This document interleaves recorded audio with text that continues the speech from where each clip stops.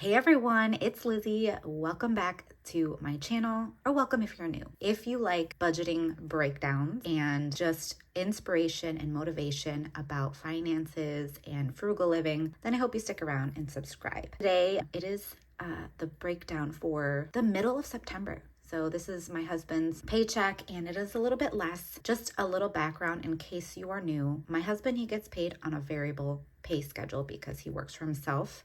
He's a contractor, so he gets paid based on the completion of jobs. So that's why sometimes he may get a really high paycheck. Sometimes he may get a lower one like this time, but it's okay because we've already allocated things for future bills. And so that's the importance, and that's what I really want to emphasize today is the importance of planning ahead. And that's what we usually do. So I get paid bi-weekly, and my husband, he's on the variable pay schedule, but he does have his pays on Fridays. So we're going to break down his pay. We focus on the most important things. So as I mentioned, we do plan ahead, and that's using a bill tracker system. I'll link a video of how I do it. So after deducting our tithe, we are going to figure out what is the most important bills that we want to plan ahead to pay for the following week, or to allocate a specific amount for like the bigger bills.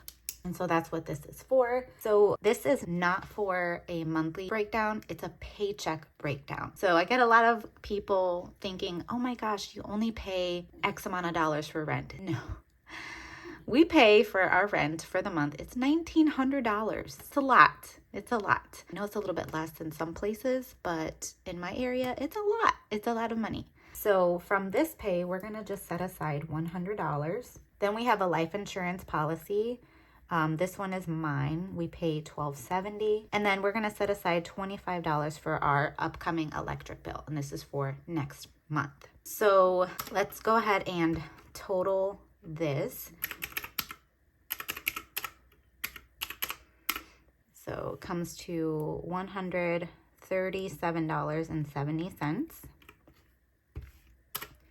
We're going to take the 487.37 and subtract 137.70. That leaves us with $349.67. And then for gas, we usually budget out $70 for gas. Groceries, we've been budgeting $85. Other $25. And then this men's breakfast, it's a ministry that my husband is a part of at our church, where all of the men, they get together every week and they have breakfast and a service, and it's just been absolutely amazing. He gives $5 each time just to contribute to the costs. And then I am going to put in a buffer, and this is money that gets left in our checking account just in case there's things that come up that we weren't expecting that we had to pay. We'll leave this in the bank account, and we're going to leave $100. So now to total this,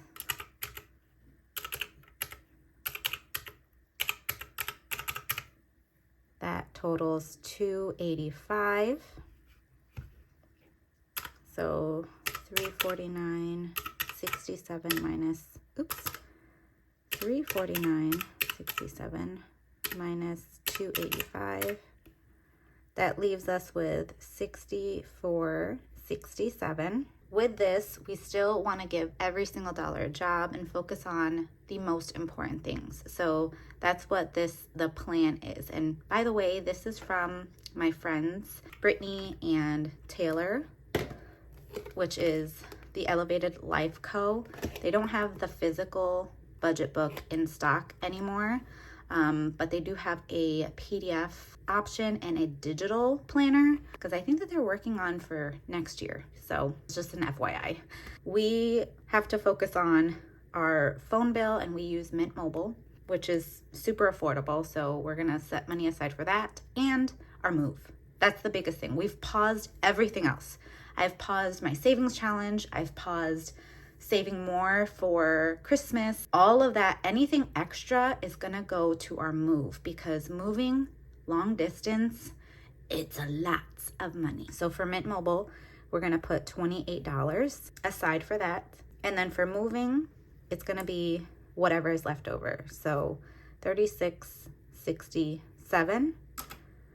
So if we do the 28 plus $36.67, that should give us that total, the $64.67, and that balances out to 0. So now is the part where we figure out, well, what cash denominations do we want to take out?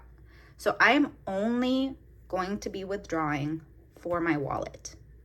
I am not taking out the $28 for the Mint Mobile and putting it in a sinking fund. It's just going to go in a savings account, savings bucket for that bill. Okay.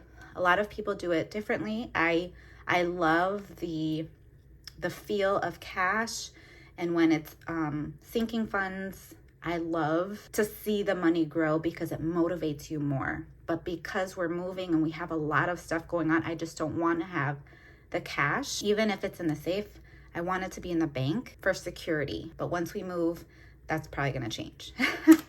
So the categories that I will be withdrawing in cash is groceries, other, and I'm going to take out for the men's breakfast for my husband. That's it.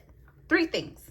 So you see how budgeting, it doesn't have to be complicated. You make it and you tweak it so it fits your lifestyle and whatever season you are in today. People do budgeting so differently, and the beautiful thing about the budget is that it's customizable. You can adapt and you can tweak and you can figure out whatever works in the season that you're in, as long as you're making progress. So cash for these spending, especially groceries, has been such a benefit to us because it allows us to have more control. So I would encourage you to start using cash for your food budget, because you could potentially, in a lot of cases, save so much more money. So 85 was for groceries, 25 was for other, and then the 5. So that is 115 as the total cash that we withdrew. It's 150, a 20, a 10, and a 5, and then a 20 and a 5 and a 5. Really simple. It's the same as last week. This is probably going to be a regular occurrence, so hopefully it doesn't get too boring. So we're just going to carry it down. 50, 2 20s is the 40, 110, and then 3. So this totals the 115. And now it's time to unstuff our wallet and go ahead and stuff the dividers. So let's get to it. This is my little mini wallet. I like the compact because I carry a small crossbody bag. I'm not about the big purse life anymore. So yeah, we're just gonna dump out the change.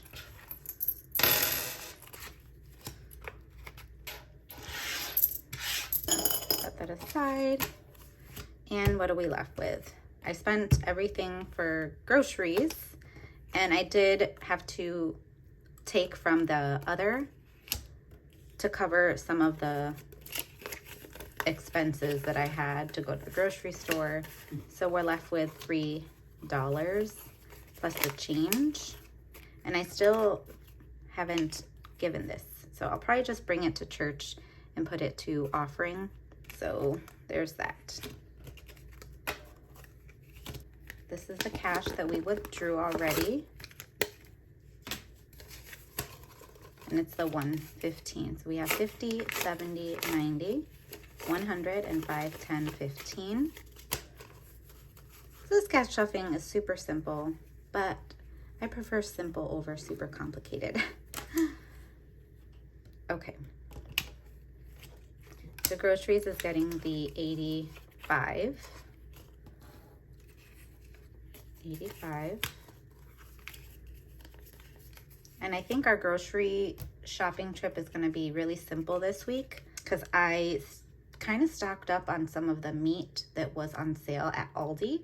We shop at Aldi because we can find a lot of good quality products.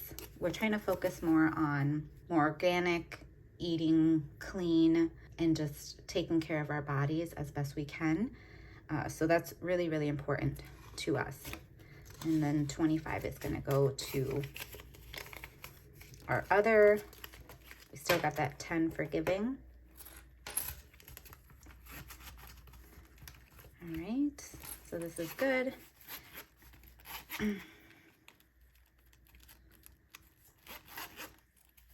So actually, what am I gonna do with the $3? I'm gonna probably just, let's add it to our grocery just in case. And then if I don't spend it, then it'll be good. So 50, 70, 80, 85, 6, 7, 88 then for groceries.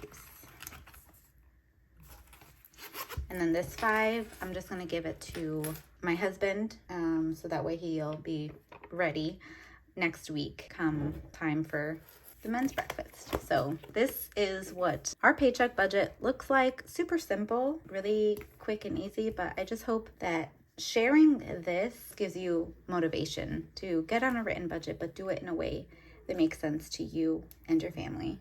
Thank you guys so much for watching, and I'll catch you right here in a new video. Bye guys.